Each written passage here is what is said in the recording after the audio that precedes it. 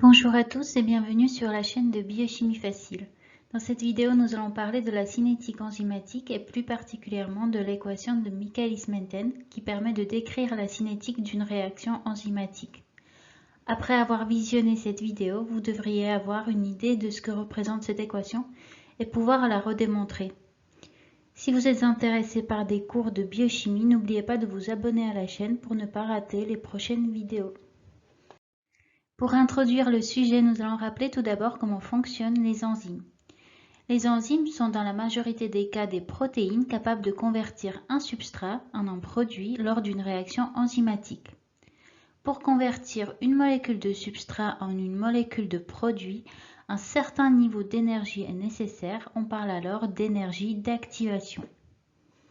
On remarque qu'en présence d'enzymes spécifiques de la réaction donnée, l'énergie d'activation est abaissée par rapport à la condition initiale en absence d'enzymes.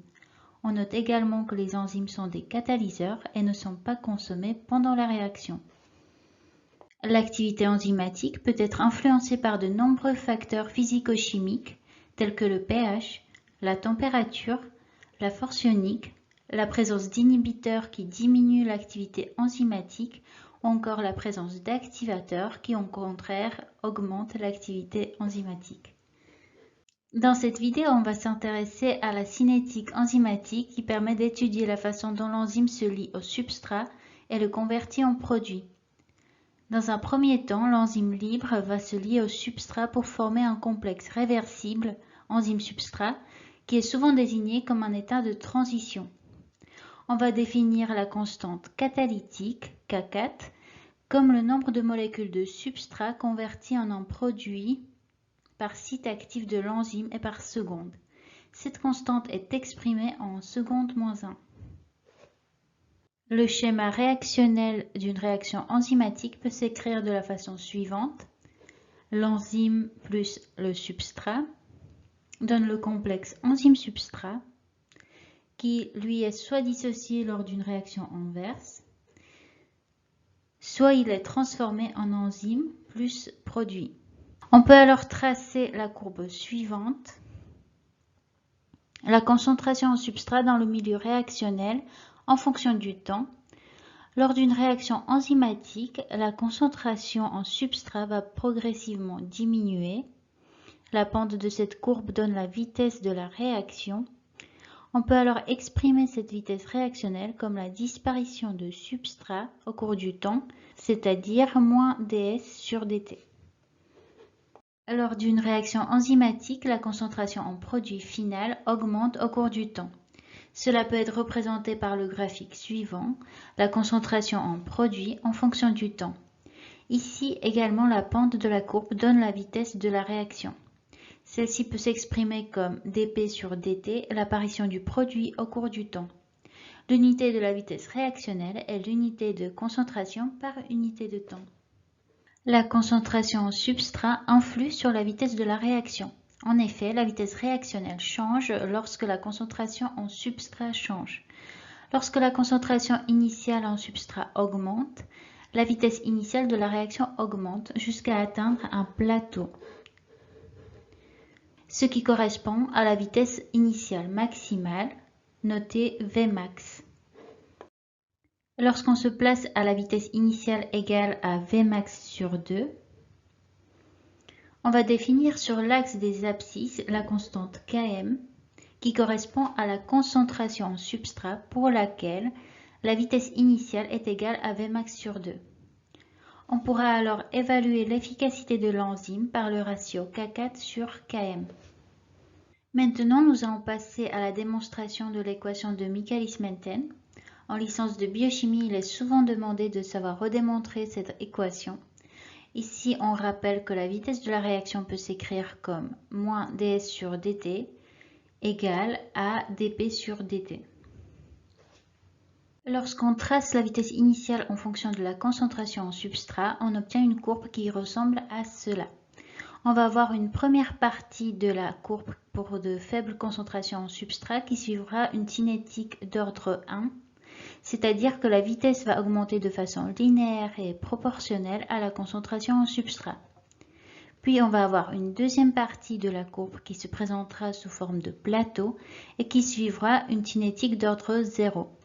Cela signifie que la vitesse est indépendante de la concentration en substrat. On n'aura pas de changement au niveau de la vitesse lorsque la concentration en substrat augmentera.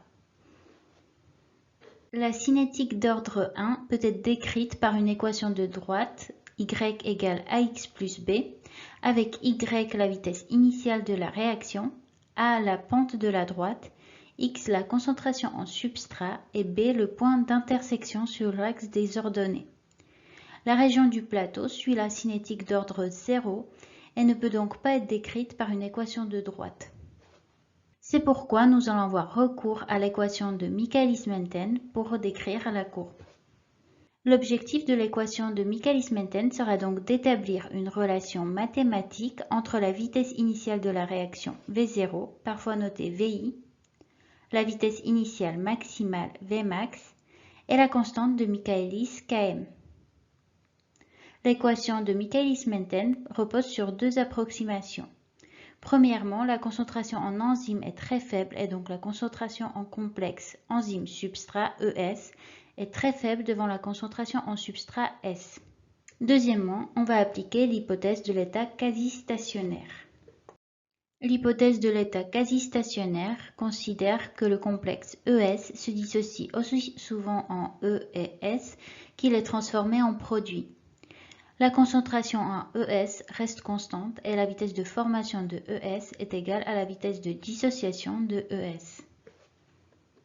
La vitesse de formation du complexe ES s'écrit comme K plus 1 fois E fois S. La vitesse de disparition de ES s'écrit comme K-1 fois ES plus K4 fois ES, car le complexe ES peut être redissocié en enzyme et substrat, soit il peut être transformé en enzyme plus produit. On pose que la vitesse de formation de ES est égale à la vitesse de sa disparition. Ensuite, on factorise ES, puis on rassemble les différentes constantes d'un seul côté pour obtenir l'équation suivante. E fois S sur ES est égal à K-1 plus K4 sur K plus 1, ce qui définit la constante de Michaelis-Km. Maintenant que nous avons défini la constante de Michaelis-Km, nous allons définir la vitesse initiale de la réaction. Nous avons déjà vu que celle-ci est égale à dP sur dt, c'est-à-dire l'apparition du produit P au cours du temps. Si on regarde le schéma réactionnel, on constate que c'est le complexe ES qui permet d'obtenir l'enzyme libre E et le produit P. Dans ce cas, la constante de vitesse est appelée K4 ou constante catalytique. On peut alors définir la vitesse initiale V0 comme dépendante de la dissociation du complexe ES et donc égale à K4 fois ES. Dans le système réactionnel, l'enzyme se trouve sous différentes formes. Une forme enzyme libre non liée, notée simplement E, et une forme enzyme liée au substrat en complexe, notée ES. On peut alors exprimer la concentration en enzyme totale E0, parfois notée E totale, comme E0 est égal à E plus ES. La vitesse de la réaction devient maximale lorsque toutes les molécules d'enzyme sont occupées par le substrat. Dans ce cas, la concentration en enzyme libre E est égale à 0. Et de ce fait, la concentration en enzyme totale est égale à la concentration en enzyme liée au substrat ES. Nous avons précédemment défini la vitesse initiale de la réaction, V0, qui est égale à K4 fois ES. Dans le cas de la vitesse maximale, on a ES égale à E0, et donc Vmax est égal à K4 fois E0. À présent, nous allons démontrer l'équation de Michaelis-Menten. On commence par écrire la concentration en enzyme totale E0 est égale à E plus ES. À partir de cette équation, on va exprimer la concentration en enzyme libre E. E est égal à E0 moins ES. Ensuite, nous allons écrire l'expression de la constante de Michaelis que nous avons définie précédemment. Km est égal à E fois S sur ES. Dans cette expression, on va remplacer E par E0 moins ES. Et dans l'étape suivante, on va développer et on obtient Km est égal à E0 fois S moins ES fois S sur ES. On va séparer les termes, on obtient alors Km égale à E0 fois S sur ES moins ES fois S sur ES. On sait que Vmax est égal à K4 fois E0. Après réarrangement, on exprime E0 comme Vmax sur K4 et on remplace E0 par cette expression dans l'équation. On a alors Km égale à Vmax fois S sur K4 fois ES moins S. Dans l'équation obtenue, on reconnaît l'expression de la vitesse initiale V0 égale à K4 fois ES. On passe moins S de l'autre côté de l'équation et on obtient Km plus S est égal à Vmax fois S sur V0. On cherche à exprimer la vitesse initiale V0. Après réarrangement, on obtient donc V0 égale à Vmax fois S sur Km plus S. C'est l'équation de Michaelis-Menten. Nous allons finir par démontrer les définitions de Vmax et Km. Dans le cas où la concentration en substrat est très élevée, c'est-à-dire S très supérieur à Km, on peut négliger Km dans l'équation de Michaelis-Menten. On aura alors V0 égale à Vmax fois S sur S, et donc la vitesse initiale V0 égale à Vmax. Dans le cas où on se trouve à V0 égale à Vmax sur 2, on remplace V0 dans l'équation de Michaelis-Menten par cette expression. On a Vmax sur 2 égale à Vmax fois S sur Km plus S. Cela nous donne 1/2 égale à S sur Km plus S. On multiplie par 2 les deux côtés de l'équation. On obtient 1 égale à 2S sur Km plus S.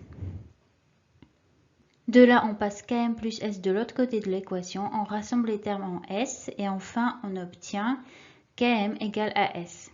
Cela est donc bien la définition du Km, qui est la concentration en substrat lorsque la vitesse initiale de la réaction est égale à la moitié de la Vmax.